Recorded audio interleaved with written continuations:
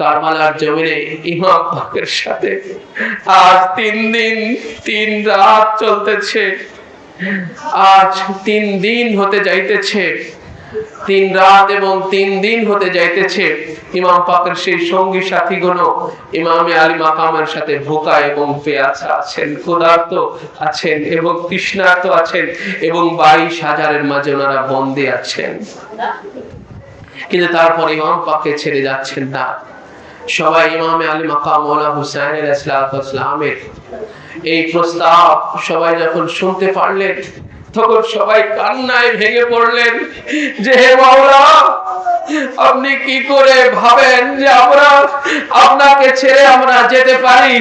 আমরা সেই সূর্যের আলো দেখতে চাই না। আমরা এমন আমাদের জীবনে একটা দিনও আমরা চাই না যেই দিন যেই সূর্যের আলোতে আপনি থাকবেন না। হে মাওলা আকা, যেই সূর্যের আলোতে যেই দিবসে আপনি থাকবেন না হুসাইন, আমরা এমন সূর্যের আলো যেন আমাদের নসিবে, আমাদের জীবনে যেন নসিবে না হয়। আমরা সবাই যেন আপনার আগে যেন আমরা আমাদের জীবনকে আপনার জন্য কুরবানি করে দিতে পারি। ইয়া আকা ইয়া মাওলা, আমরা এই কারবালার জমিনে আপনার জন্য একবার নয়, আমরা যদি 70 বার যদি আমাদেরকে শহীদ, আমাদেরকে যদি